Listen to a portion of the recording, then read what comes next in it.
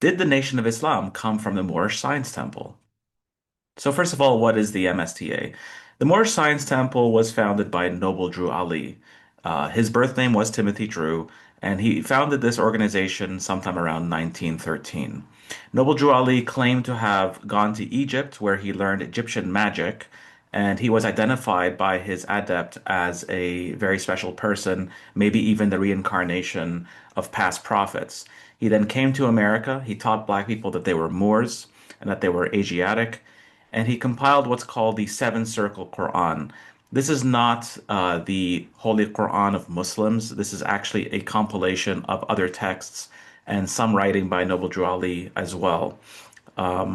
So the organization by the 1920s was based in Chicago, where Master Farad Muhammad would also have his base after 1932.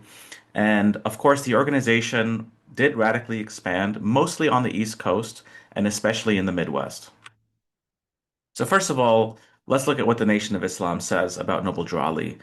Elijah Muhammad said that Master Farad Muhammad was not a follower of Noble Drew Ali, unlike what was written in Botemp and Conroy's book, I should say, They Seek a City, which was published in 1945. In this interview with Newsweek, the interviewer is asking the Honorable Elijah Muhammad if Master Farad Muhammad was a follower of Noble Drew Ali, and he denies it.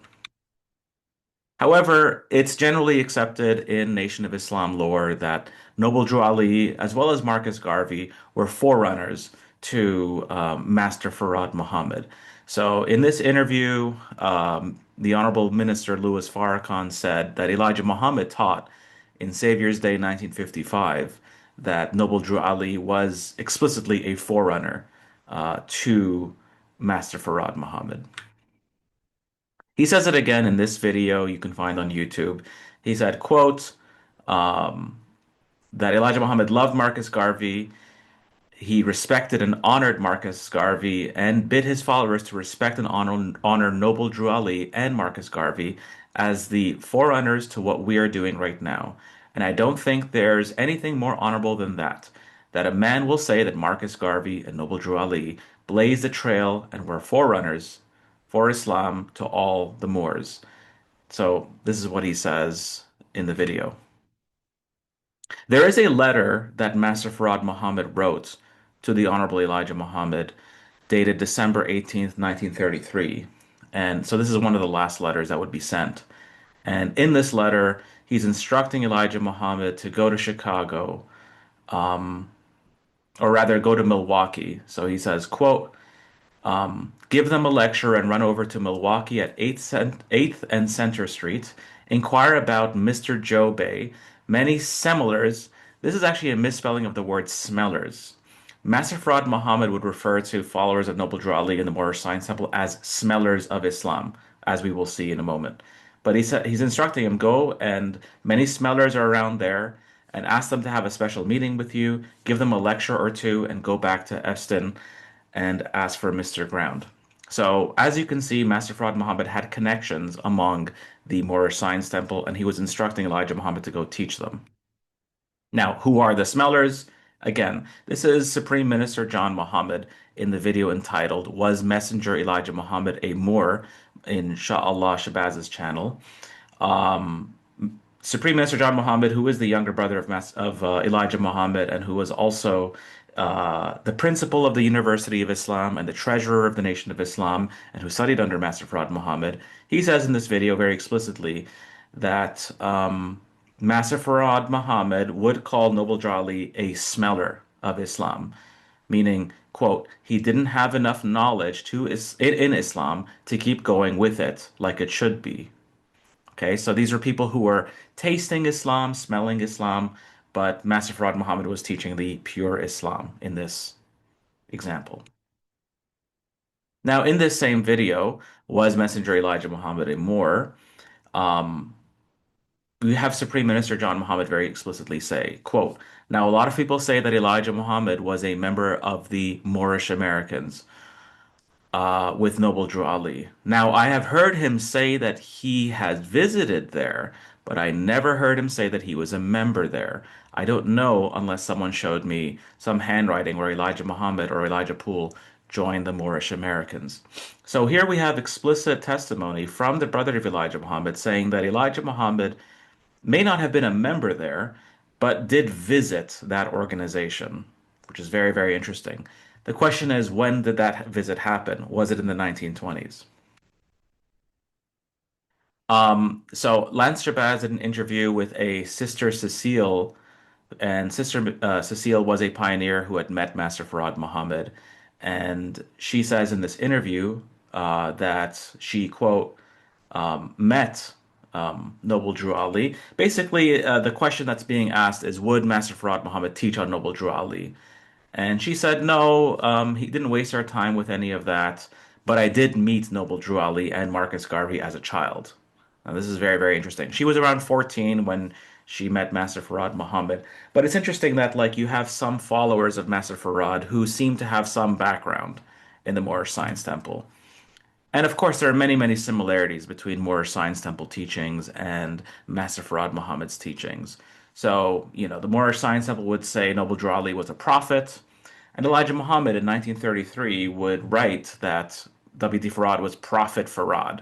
You can find the video in my or on my YouTube channel where I show Elijah Muhammad's newspaper writings, which explicitly show that they were calling Farad Prophet Farad, just as the Moorish Science Temple would call Noble Ali Prophet Noble Drew Ali. Other than that, there are many similarities, of course, that the members are Asiatics. Okay, so black people were being called Asiatics, both in the Moorish Science Temple and in the Nation of Islam. They were being called Muslims. Their religion was Islam. They would change their names the way Nation of Islam members would change their names. They would wear head coverings. They had their own flag.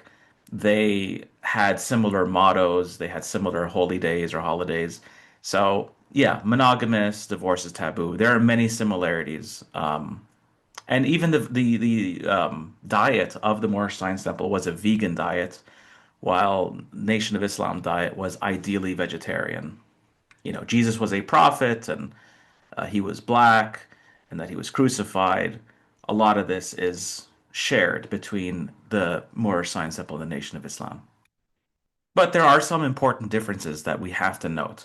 So first of all, Master Farad Muhammad introduced the real Quran, the translation by Maulana Muhammad Ali, as well as the Arabic Quran. In Master Farad Muhammad's theology, there is no spook god. So the Moorish Science Temple has a more traditional view of Allah, and that he's unseen, and that I believe that he lives in the hearts of men. So I've read something like that. While for Master Farad Muhammad, there is no spook god anywhere.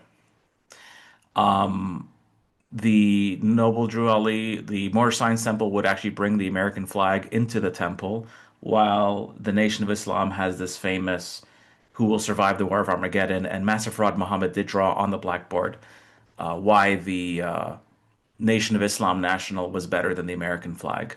You also have the mother plane or the mother wheel theology in Master Farad Muhammad's teachings that you don't find in the Moorish Science Temple.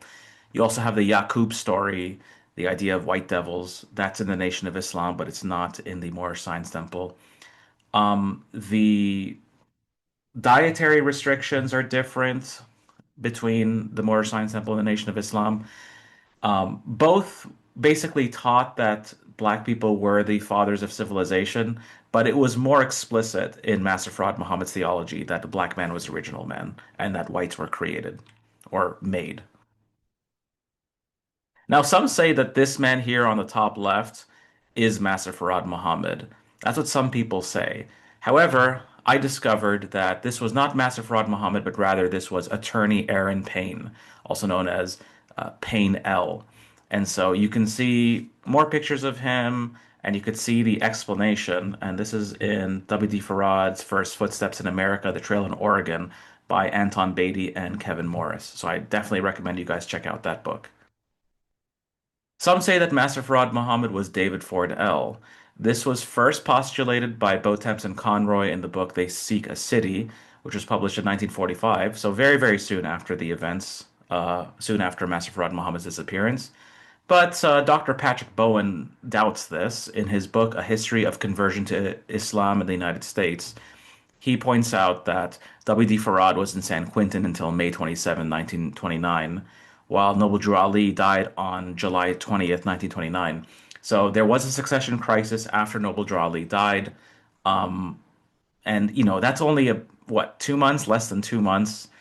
Uh, it wasn't enough time, in other words, for W.D. Farad to leave prison, go to Chicago, become one of the contending leaders of the Moorish Science Temple, bring a lot of followers with him. This is a very, very short period of time. So unlikely that he was David Ford-El. But it's true that he did draw from some of the same crowd. We were just listening to Sister, or I just saw the slide on Sister Cecile. There were others like William X. Gravitt L., as well as Joseph X. Gravitt L., who were explicitly Moorish Science Temple members before they were members of the Nation of Islam. And they actually went back to the Moorish Science Temple after 1932. So you can see that there was an appeal among Garveyites, among Moorish Science Temple members to join the Nation of Islam sometime after the death of Noble Drew Ali, because Master Farad Muhammad was active in Detroit and Chicago after all. So thank you for watching. As usual, I always bring the receipts. So if you appreciate my work, you can either go to W.D. Farad, The Man, Myth, and Mystery Behind the Nation of Islam by Dr. John Andrew Morrow and Bilal Muhammad. And if you'd like, you can also donate to my channel to help me create more work. If you like what you see, then, send me a few bucks to buy me a coffee. I'll put the link in my video description. And as usual, I bid you all farewell. Assalamu alaikum.